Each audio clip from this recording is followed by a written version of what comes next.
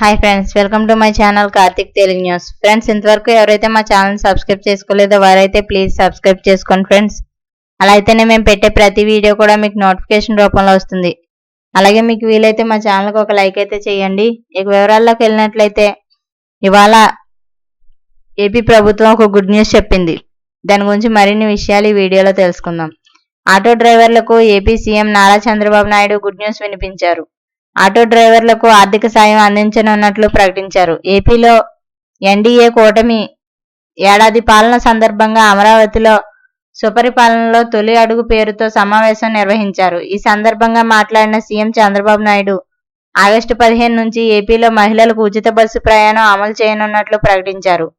మహిళలకు ఆర్టీసీ బస్సుల్లో ఉచిత ప్రయాణం ద్వారా తమ ఉపాధికి ఇబ్బందులు తలెత్తే అవకాశాలున్నాయని ఆటో డ్రైవర్ల నుంచి ఆవేదన వ్యక్తమవుతోంది. ఈ నేపథ్యంలో మహిళలకు ఉచిత బస్సు ప్రయాణం అమలు చేయనున్న ఆగస్టు 15న ఆటో డ్రైవర్లకు కూడా ఆర్థిక సాయం అందిస్తామని చంద్రబాబు ప్రకటించారు. సూపర్ 6 హామీల్లో భాగంగా ఆర్టీసీ బస్సుల్లో మహిళలకు ఉచిత ప్రయాణం హామీని టీడీపీ కూటమి ఎన్నికల సమయంలో ఇచ్చింది. ఇక అధికారంలోకి వచ్చిన తర్వాత ఈ హామీ అమలు కోసం సీఎం చంద్రబాబు కసరత్తు జరుపుతున్నారు. ఈ క్రమంలోనే కేబినెట్ సబ్ కమిటీని ఏర్పాటు చేశారు.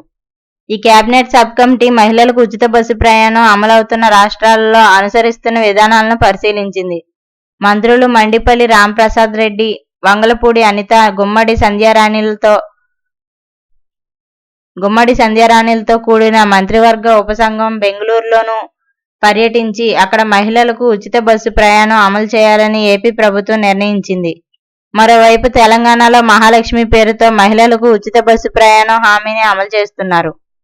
మహాలక్ష్మి పథకం కింద ఆర్డినరీ, ఎక్స్ప్రెస్ బస్సుల్లో మహిళలకు ఉచితంగా ప్రయాణ సౌకర్యం కల్పిస్తోంది తెలంగాణ ప్రభుత్వం. అయితే ఉచిత బస్సు కారణంగా తమ ఉపాధి దెబ్బతిందని ఆటో డ్రైవర్లు వాపోతున్నారు. ఆటో తోలుతూ 4 రాళ్లు వెనకేసుకునే తమకు ఉచిత బస్సు కారణంగా గిరాకీలు పడిపోతాయని ఆవేదన వ్యక్తం చేస్తున్నారు. ఈ క్రమంలోనే ఏపీ సీఎం నారా చంద్రబాబు నాయుడు ముందు చూపుతో ఆటో డ్రైవర్లకు ఆర్థిక సాయం అందిస్తామని ప్రకటించారని రాజకీయ విశ్లేషకులు అభిప్రాయపడుతున్నారు.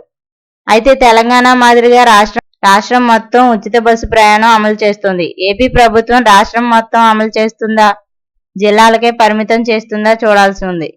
సో ఫ్రెండ్స్, ఇది update news. Thank you friends. Thanks for watching this video. Please subscribe.